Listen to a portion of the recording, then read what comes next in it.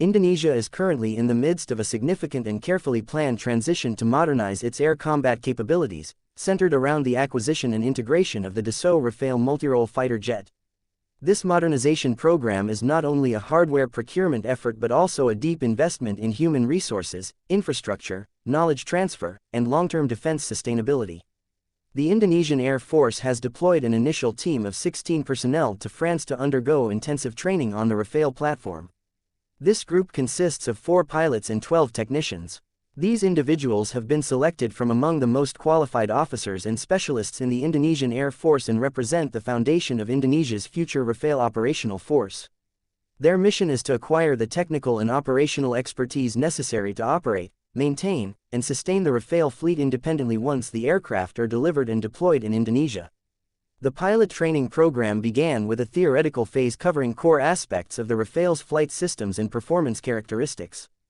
This includes a thorough understanding of flight control systems, avionics integration, radar and targeting systems, electronic warfare suites, cockpit management, and aircraft handling in both routine and tactical scenarios. The training is designed to ensure that the pilots are not just capable of flying the aircraft, but of operating it as a combat-ready platform under a range of mission profiles, including air superiority, interdiction, reconnaissance, and maritime strike. After completing the classroom and simulator preparation, the pilots are scheduled to transition to live training missions at Saint-Dizier Air Base. This is a key operational base in the French Air and Space Force that operates Rafale squadrons and provides an environment tailored for advanced mission training. During their time at Saint-Dizier, the Indonesian pilots will engage in flight operations under French instruction, including daytime and nighttime sorties, low-altitude maneuvers, tactical engagement scenarios, and full mission rehearsal exercises. This phase is scheduled to run from August 20 through December 2025 and is considered essential for building confidence and readiness for independent operations. The technical personnel, meanwhile, are undergoing organizational-level maintenance training. This involves a detailed breakdown of how to support the Rafale at the squadron level, including scheduled and unscheduled maintenance tasks, troubleshooting procedures, systems calibration, diagnostics, and modular replacement. Each technician is being trained in a specific domain, such as avionics, propulsion, flight controls, hydraulics, or weapons integration. The training includes both academic instruction and practical application in aircraft hangars and maintenance bays. The curriculum is designed to ensure that technicians can carry out maintenance independently, manage system checks, and support mission readiness under operational conditions. In addition to classroom and hangar-based training, the technicians will complete on-the-job training with French operational squadrons.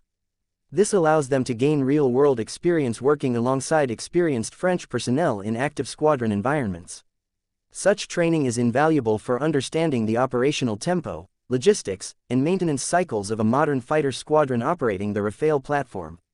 While training is ongoing, production of the aircraft is already in motion. The first aircraft identified for Indonesia is a 2-seat Rafale B bearing the tail number T-0301. This aircraft has been observed at Dassault Aviation's production facility in Merignac, near Bordeaux. Although not officially handed over, the presence of the aircraft in its Indonesian configuration signals that delivery is approaching and that the project timeline remains on track. The first 6 Rafale aircraft are expected to be delivered in early 2026.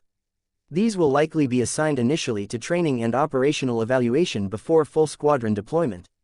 On the domestic front, significant preparation is also underway to ensure the country is ready to host and operate the Rafale fleet. The Indonesian Air Force has selected Rosman Nurjadin Air Base in Pekanbaru, Riau, as the primary operating base for the Rafale. Upgrades to the base are ongoing, with work focused on expanding maintenance hangars, improving aircraft shelters, installing simulator facilities, and upgrading mission planning and debriefing rooms. Additional work is being done to support ground handling equipment, munitions storage, and integrated logistics systems that will support daily flying operations. The acquisition of the Rafale is not just a purchase but is structured around a wider industrial and technological partnership. As part of the offset obligations within the contract, Indonesia's state-owned aerospace company, PT Dirgantara Indonesia, Point D, has sent additional engineers and training experts to France. Their role is to observe and contribute to the development of training systems and to help create localized, computer-based learning modules that will be used to train future Indonesian personnel in country.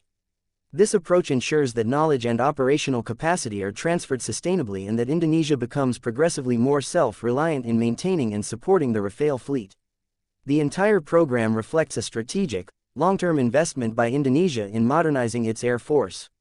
By choosing a platform like the Rafale, Indonesia is committing to a multi-role, advanced fighter that is capable of meeting a broad range of mission requirements in both peacetime and wartime scenarios. The aircraft is known for its sensor fusion, multi-target engagement capabilities, extended range, and ability to carry out both air-to-air and air-to-ground missions within the same sortie. Indonesia's approach to integrating the Rafale into its air force is deliberate and methodical. The focus on preparing pilots and technicians well in advance, upgrading infrastructure, and building a domestic knowledge base all point to a well-planned defense modernization process. The involvement of operational squadrons, training centers, and domestic defense industry partners reflects a whole-of-system approach aimed at ensuring long-term operational success. Indonesia's Rafale program is currently progressing according to schedule. Training is underway for the first wave of personnel. Aircraft production has begun. Base upgrades are in progress. Industrial collaboration is active. The first operational units are expected to be in Indonesia by early 2026, and by that time, the necessary human, technical, and infrastructure components will be in place to support their deployment. The Indonesian Air Force is positioning itself to operate a sophisticated new platform with long-term sustainability and strategic flexibility in mind.